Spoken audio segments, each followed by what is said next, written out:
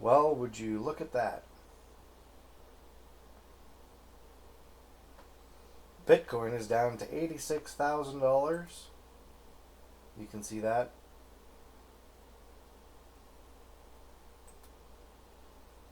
This is totally normal and expected for this part of the cycle.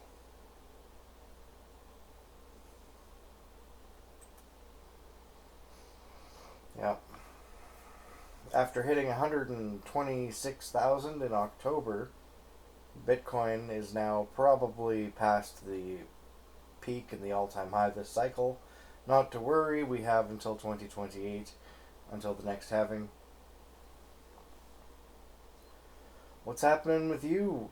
What's good? I've got this new format with my Zoom meeting.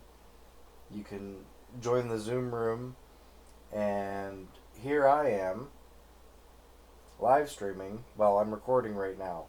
Live streams show up on a different part of my YouTube channel, so recorded videos have to be uploaded.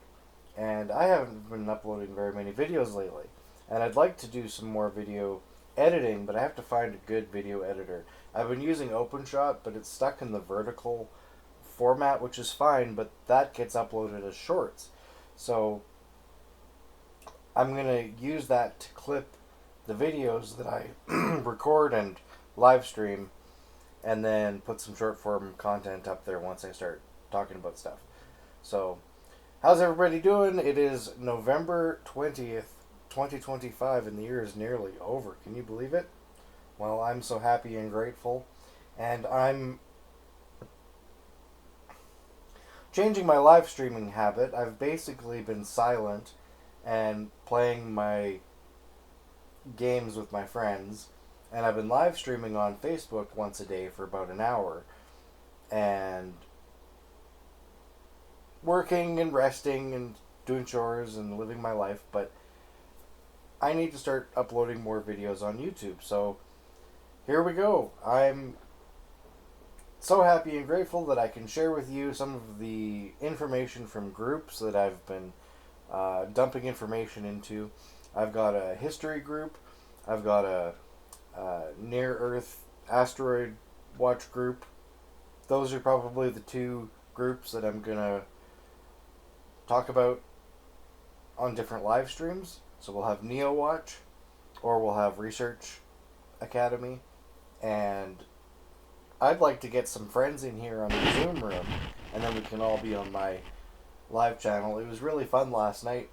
I had a live stream, and one of my friends who I play Fortnite with was in the comments, and one joined the party, and so he was on the live stream as well. So we're kind of doing like a virtual, you know, digital presence thing where we can get some friends together. We can have the live stream and we can have the game. The only trick right now is that I guess I need to add Zoom as a window capture, I guess. Zoom. We'll try this. Zoom. No, not that one.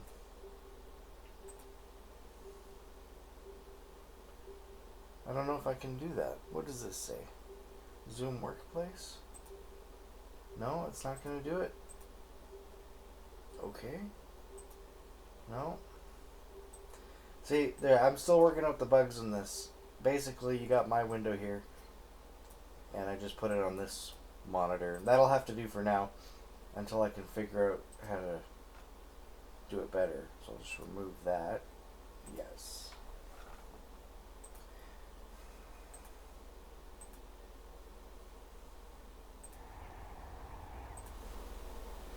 Yeah, so I got a couple different scenes here. We're on the space. Oh yeah, I have a friend who wants to come talk about space stuff. So that'll be a Neo Watch and a space sort of episode. And here's just the ruins of ancient history behind me. And, you know, I was like, I'm super interested in the future and space. And I realized I didn't know a whole lot about the past. So I started looking into the past. I mean, I learned about World War I and World War II and um, a little bit of Chinese history in school, but how far back does history go? What do we actually know?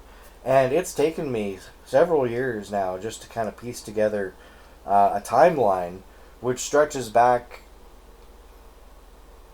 15 to 30,000 years.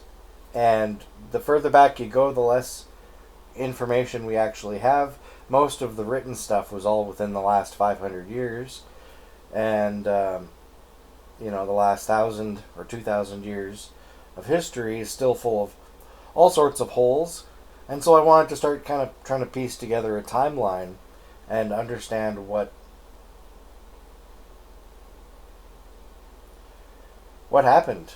How did we get here? What do we actually know? And I wanted to look at those books and actually read those documents and look at those facts that we do have. And so, yeah, we have a lot of history. We have some difficult times that humanity has been through, but we're still here. And amazingly, we have created this global network of information, and we are all communicating and sharing with one another. And it's an incredible enlightenment style revolution where, for the first time, we are globally conscious of what's going on. We know quite a bit about what's happening in the world when things happen, and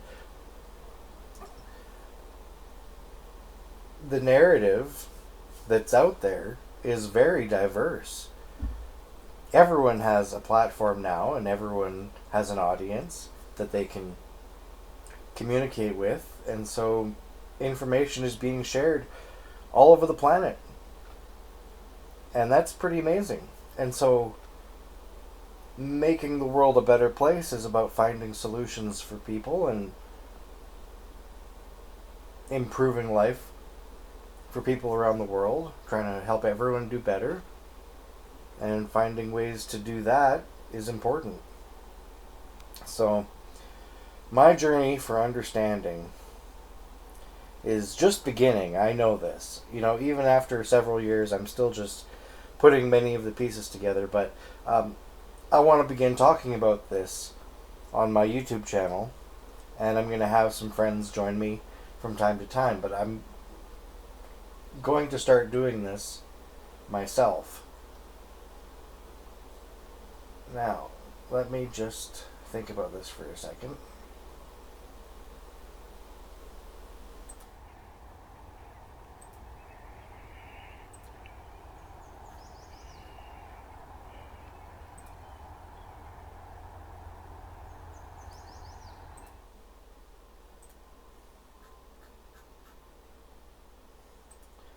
So, in the very first part of the guides that I have in the Research Academy,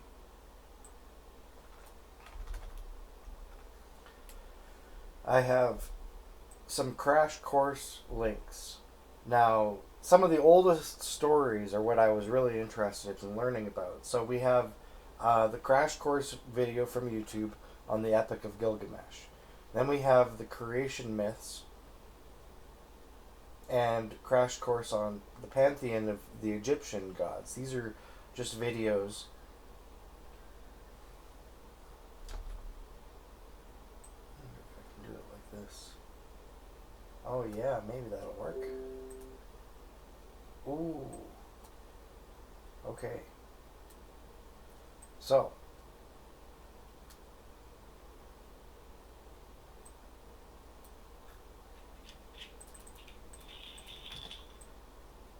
there we go. Alright, so this is what I'm talking about. In my Research Academy group, I've got these 3 videos, and these are just on YouTube, so you can find them. But I got the links here. And this is a good place to start trying to look at like ancient history and what it means. I know it helped me a lot to watch these videos. Kind of compresses it, and then when you're looking at other things, it makes a little bit more sense because you have some understanding of the basics. People put a lot of work into those videos, and I'm not going to try and remake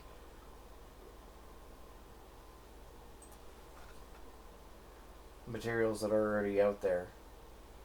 but I am curious to learn about it. So, Gilgamesh, Epic of Gilgamesh is one of the oldest stories. And I do have the PDF here. I guess we'll go back to the thing here. So, I have the PDF open of the Epic of Gilgamesh, so I can read some of the first tablet if people are interested in listening to this.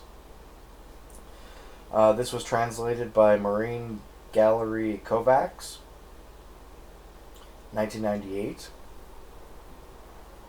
Tablet 1. He who has seen everything, I will make known to the lands. I will teach about him who experienced all things alike. Anu granted him the totality of knowledge of all. He saw the secret, discovered the hidden. He brought information of the time before the flood. He went on a distant journey, pushing himself to exhaustion.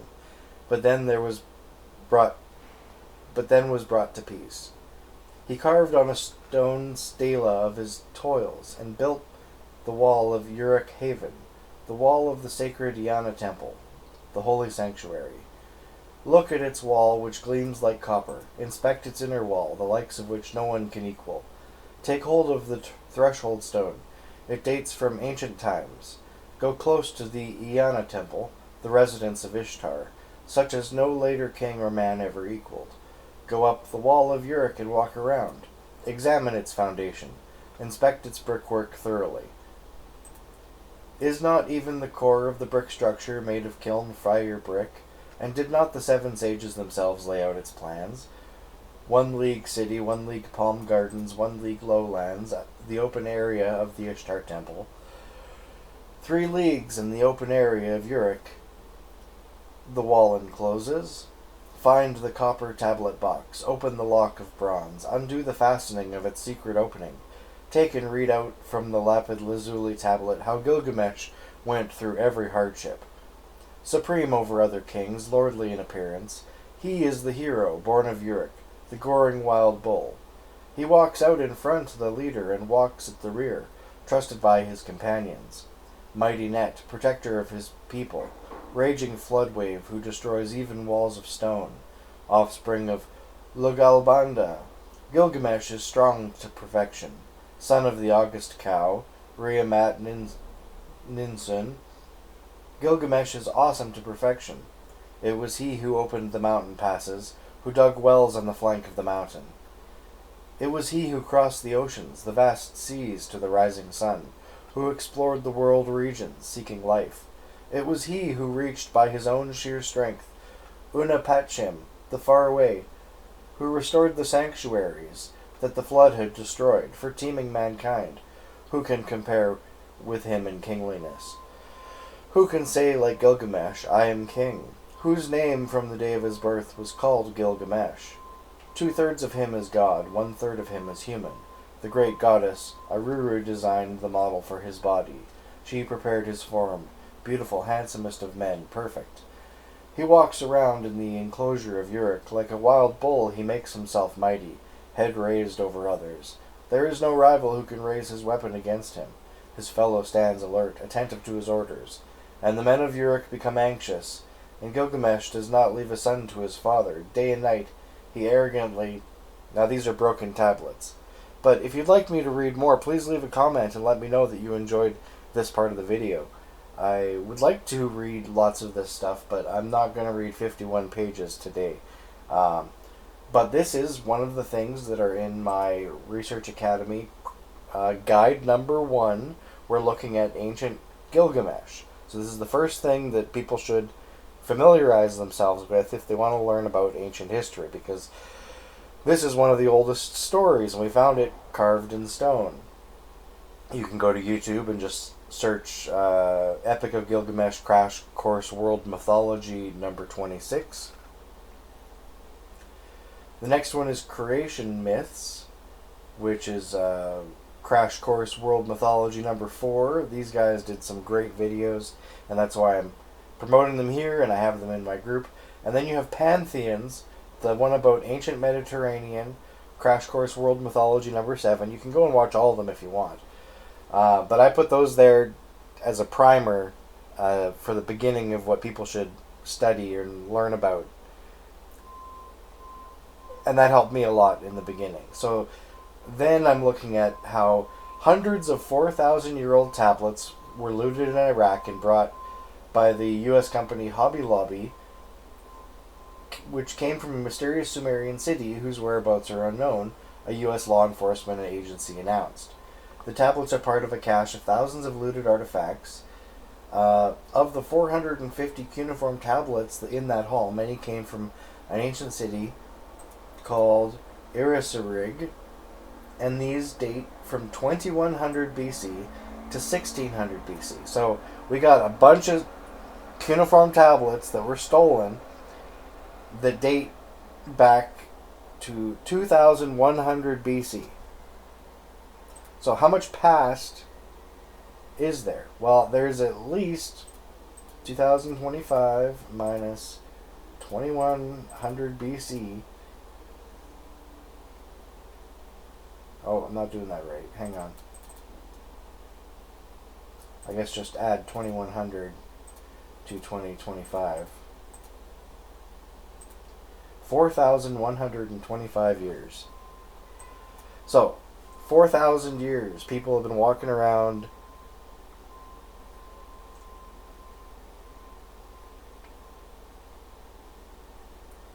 So these tablets contain records such as contracts, inventories of goods, and it made it easier for private citizens and the city government to run their affairs. Some of them contain magical spells and incantations even.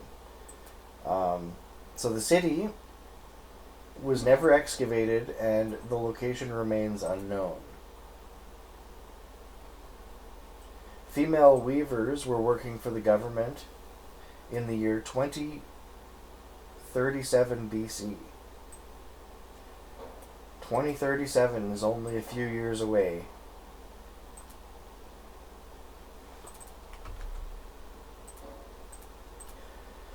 And that'll have been 4,074 years since these female weavers were working for the government.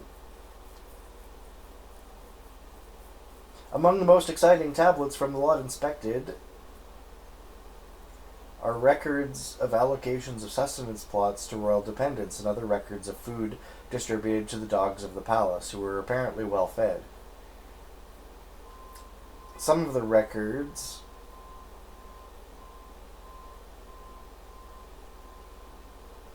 specify royal envoy missions. That's pretty interesting.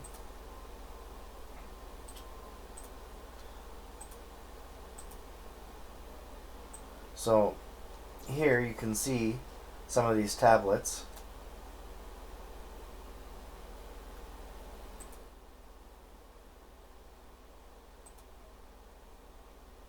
And they have cuneiform writing, which is actually kind of hard. So you get some clay, which is really soft, and you get like a spatula and you press into it. And that's how cuneiform is made. It's pretty interesting. I have wanted for a long time to make some clay tablets. I've been playing with clay, but I haven't for about 7 or 8 months. Maybe since last year even. But that's something that I would like to do. Alright, we'll go back to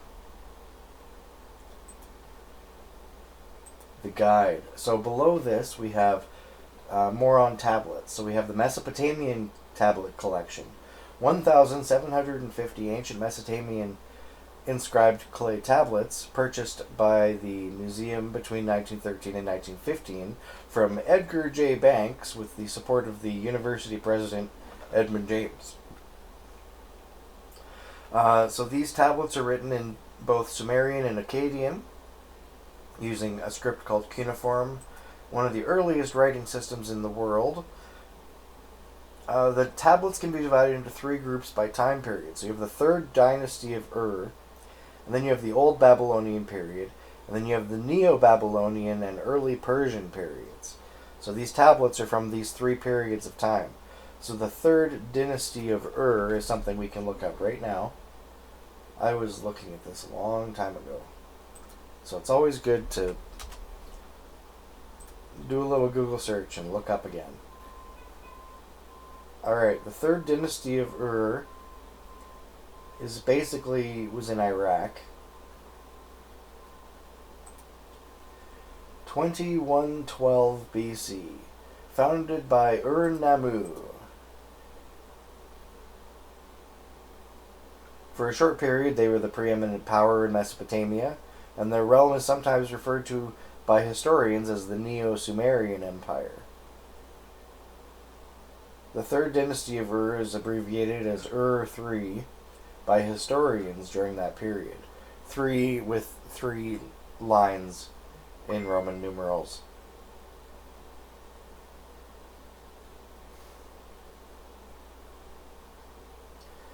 Ur-Nammu founded the kingdom a few decades after the fall of the Empire of Akkad. So the Akkadian Empire was prior to this. The Akkadian Empire lasted for a few hundred years, from 2334 to 2154 BC. This is the Bronze Age historical period, and this empire was Iraq, Iran, Syria, Turkey, and Kuwait, geographically. We have some steles here. It looks like some engraving in stone. So, 4,000 years of civilization in that region. And you can just look up at this stuff on Wikipedia. I'm not really doing anything crazy.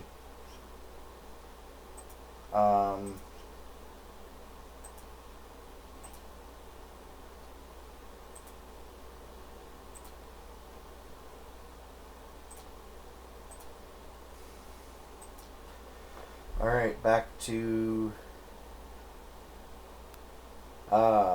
okay, so I got a story here for you. This one is written by R.C. Thompson,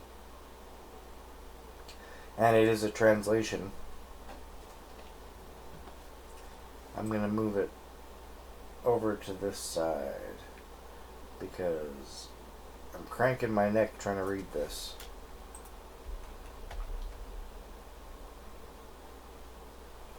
Alright, so these are the guides. I'm talking about these tablets here. The 7 evil spirits. Raging storms, evil gods are they. Ruthless demons who in heaven's vaults were created are they. Workers of evil are they. They lift up to the head to evil, every day to evil, destruction to work. Of these 7, the first is the south wind. The second is a dragon whose mouth is opened, that none can measure. The third is a grim leopard, which carries off the young. The fourth is a terrible shibu. The fifth is a furious wolf, who knoweth not to flee. The sixth is a rampant, which marches against God and King. The seventh is a storm, an evil wind, which takes vengeance. 7 are they, messengers to King Anu are they. From city to city darkness work they. A hurricane, which mightily hunts in the heavens are they. Thick clouds that bring darkness in heaven are they. Gusts of wind rising, which cast gloom over the bright day, are they.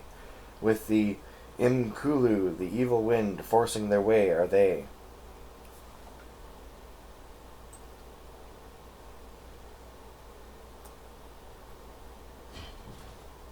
And so on.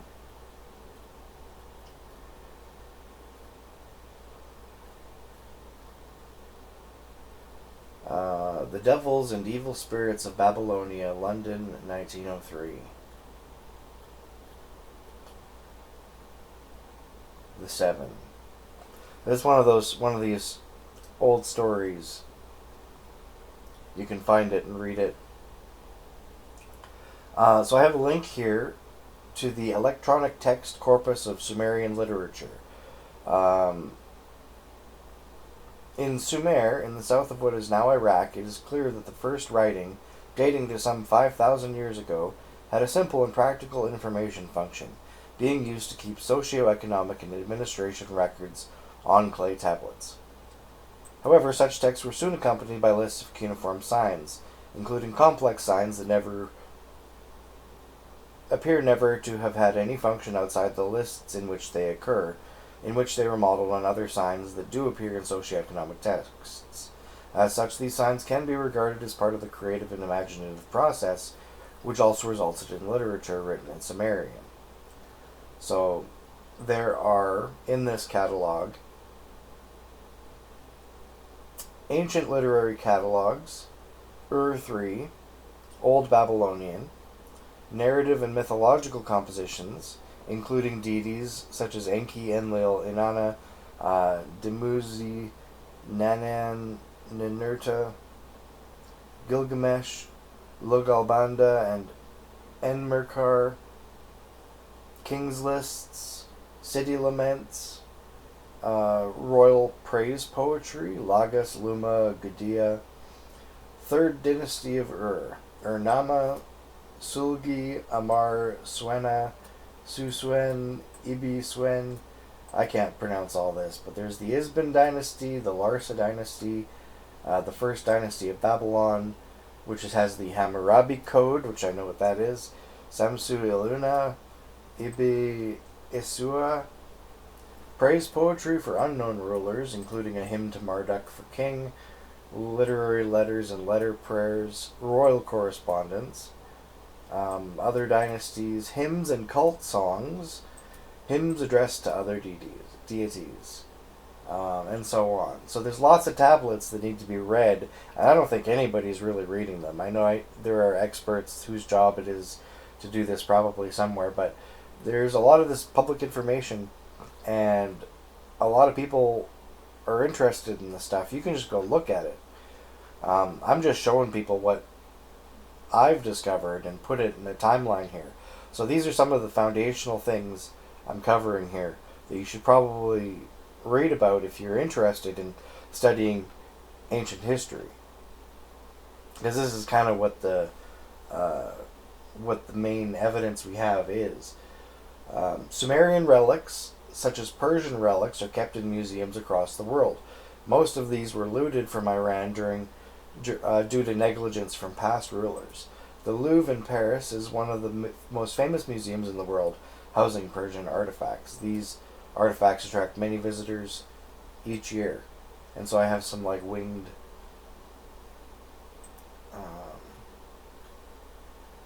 statues.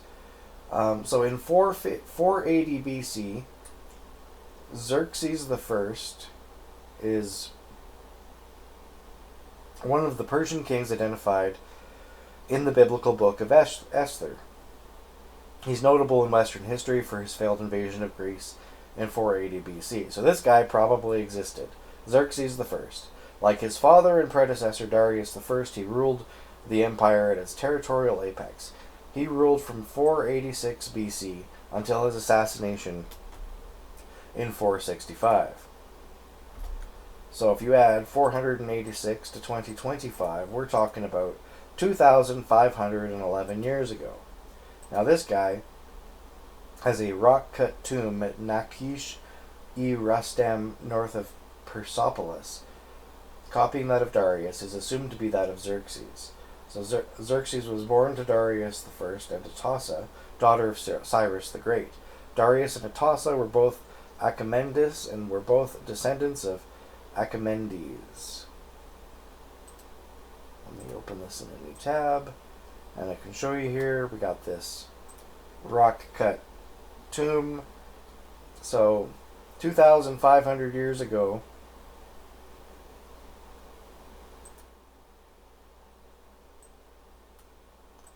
this place was cut into this wall as a tomb for Xerxes. That's pretty amazing. They don't do that anymore. How did they cut that with such precision? Did they use a ladder? How do you get up there? And did they do this on purpose because you had to keep it safe? Anyhow, we have that picture, and we also have this up-close picture of, I assume, Darius, or Xerxes the First, I mean. Xerxes, yes. 480 BC, wow. What do you think of that? Leave some comments below if you like this section. If you're curious about things like this, and you want to know more, so do I. I just have lots of questions, and I want to start talking about this stuff that I've been reading about and maybe we can learn some more things together. So you could look at where that is. You could read up more about that person. Uh, that's basically what I've done in the comments here. I have more pictures. Um,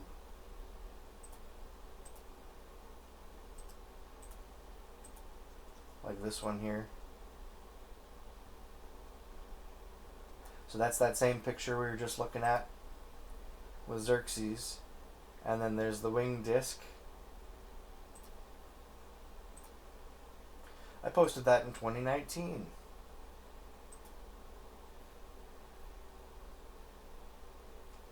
Oh, I got a picture of him. So there he is.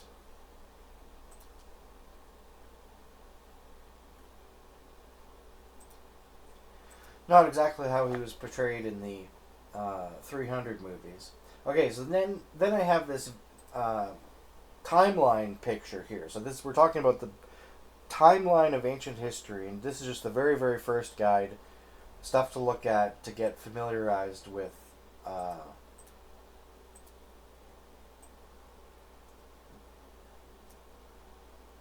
How much past there really is. You know, I had said I learned about World War One, World War Two, and a little bit about the 1800s and the 1700s, but not very much.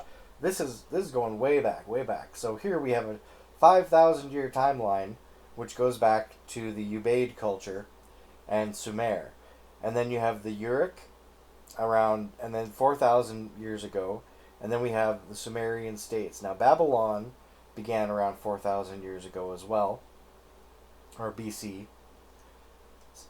And then you have Assyria, 3000 BC, and then Persia shortly after that. Now this here says Akkadians before 3000. You have the Gutian invasion, the Amorites, the Hittites sacked Babylon, Aramaeans, Elamite invasion, Chaldean invasion, and Medes. So I don't know a whole lot about all this stuff, but I'm trying to learn and I want to talk about it. And if you know anything about this, please leave that in the comments.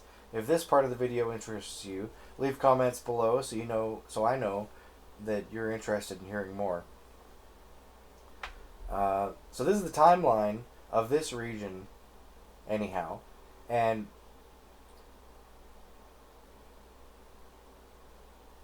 it's amazing to me that people have been living for so many thousands of years.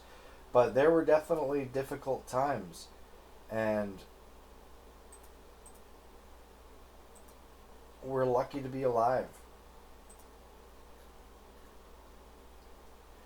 So the Gutian invasion was a significant historical event that occurred around 2150 BC, marking the downfall of the Akkadian Empire in ancient Mesopotamia.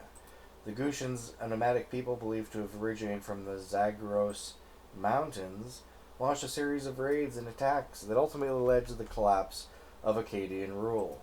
Let's find out where these Zagros Mountains are.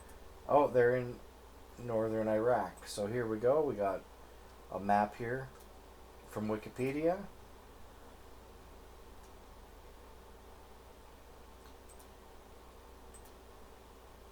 The Gutians began with hit-and-run attacks on Akkadian cities and trade routes, disrupting the empire's economy.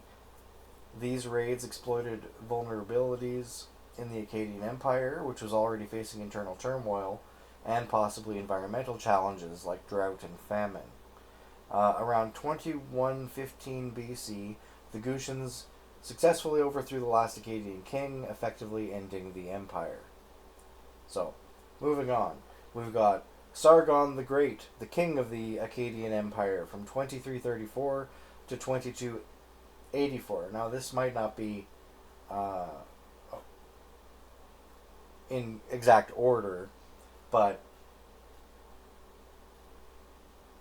before that last thing happened.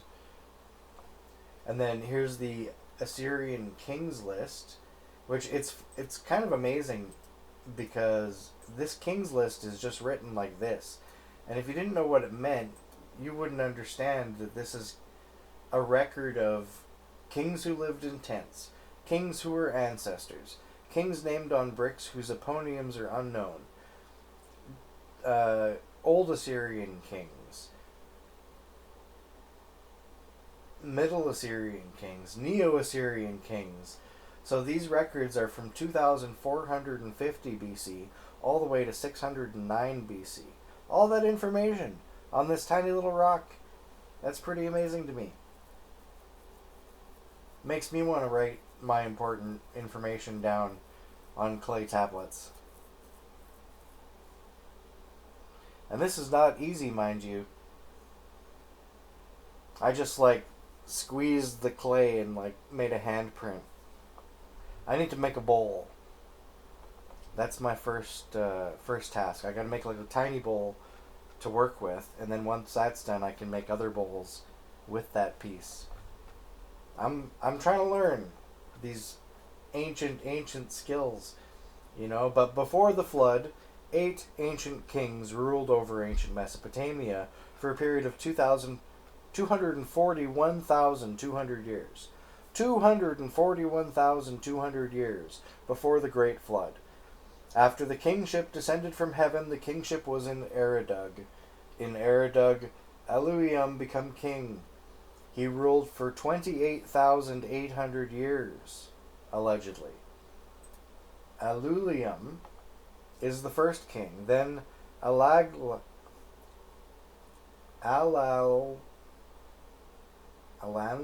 sorry, I can't say this.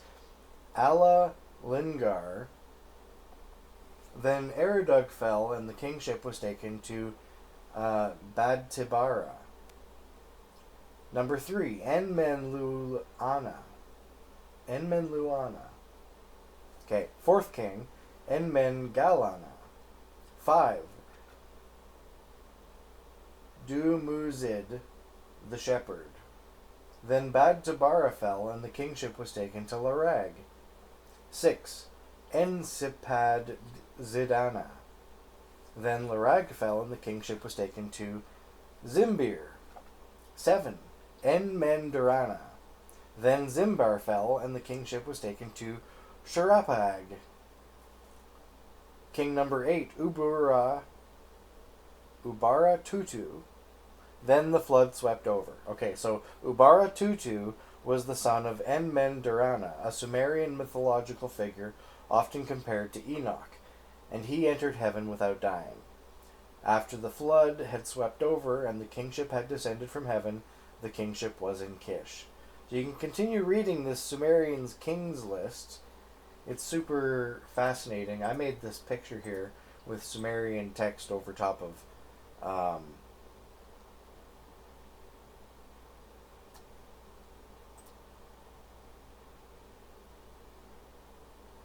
the Tower of Babel or whatever. But the